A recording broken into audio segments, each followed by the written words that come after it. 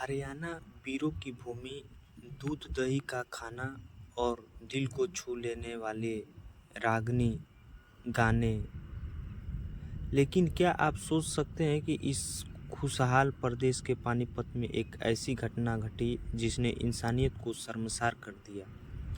एक ऐसी औरत जिसे घर की लक्ष्मी माना गया, वही घर के चिरागों को बुझाने वाली बन गई।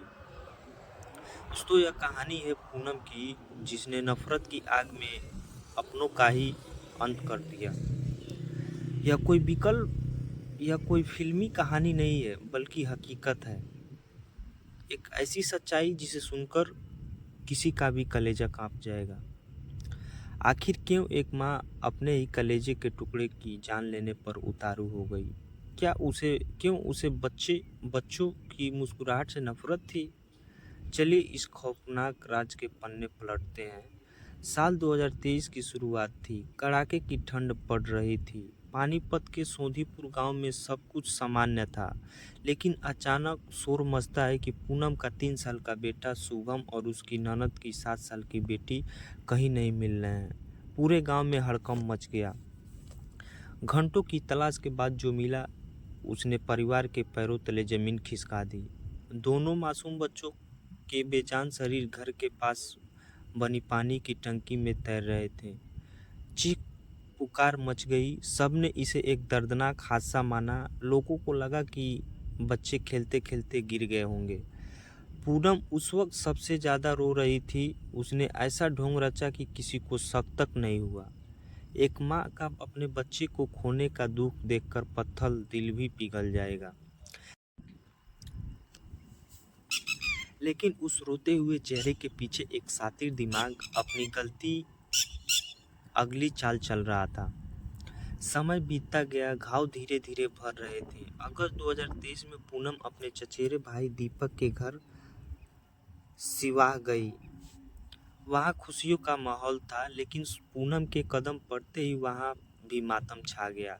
यहाँ भी एक 10 साल की बच्ची की मौत उसी तरह हुई, पानी की टंकी में डूबने से।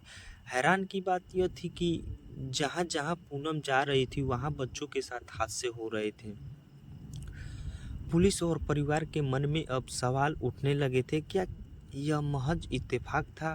कहते हैं कि अपराधी कितना भी शातिर क्यों न हो, कोई न कोई सुराग छोड़ ही देता है। परिवार के एक सदस्य ने गौर किया कि जब बच्ची गायब हुई तब पूनम के कपड़े गीले थे। उसने बहाना बनाया कि वह कपड़े धो रही थी, लेकिन आंखों की घबराहट बहुत कुछ बयां कर रही थी। मामला अब पुलिस के पास थी।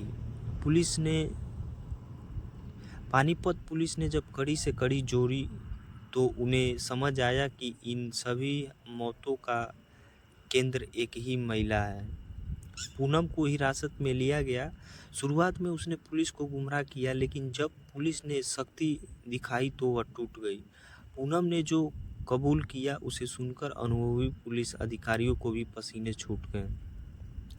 उसने माना कि उसने 1-2 नहीं बल्कि 4 बच्चों का अंत किया था। वह उन्हें पानी की टंकी में तब तक दबाए रखती थी जब तक उनकी सांसें थम न जाए। जब पुलिस ने पूछा क्यों, तो पूनम का जवाब किसी भी सामान्य इंसान की समझ से बाहर था। उसने कहा, मुझे बच्चों की मासूमियत और उनकी खूबसूरती से जलन होती थी। उसे बर्दाश्त नहीं होता कि परिवार के लोग दूसरे बच्चों को लाड प्यार करें। वह चाहती थी कि सारा ध्यान सिर्फ उसी पर रहे। मनोवैज्ञानिकों के अनुसार पूनम जेलसी, मोटिवेशन, जलन की भावना से ग्रस्त थी। वह एक ऐसी मानसिकता की शिकार थी जहां उसे दूसरों की खुशी अपनी हार लगती थी। अपनी इसी नफरत को शांत करने के लिए उसने मासूमों को निशाना बनाया। इस घटना के बाद पूरे हरियाणा में डर का माहौल फैल गया। लोगों के मन में यह सवाल बैठ गया कि अगर घर की बहू ही रक्षक के बजाय भक्षक बन जाए, तो विश्वास किस पर करें? बताइए। यह केस में हमें सतर्क रहने की चेतावनी देता है। आज पूनम जेल की सलाखों के पीछे है। कानून अपना काम कर रहा है। उन 4 मासूमों को तो वापस नहीं लाया जा सकता, लेकिन समाज को यह सबक जरूर मिला कि मानसिक बीमारी और ईर्ष्या, जलन किसी को भी हैवान बना सकती है। दोस्तों, पानीपत की ये सच्ची कहानी हमें सिखाती है कि हमें अपने आसपास के व्यवहार पर नज़र रखनी चाहिए। क्या आपको लगता है कि ऐसे अपराधियों के लिए कोई माफ़ी होनी चाहिए? अपनी राय कमेंट बॉक्स में ज़रूर दें। अगर आपको यह वीडियो जानकारीपूर्ण लगा हो तो इसे शेयर करें और ऐसे ही सच्ची घटनाओं के लिए हमारे चैनल को सब्सक्राइब करें। सुरक्षित रहें, सतर्क रहें, धन्यवाद रहें दोस्तों।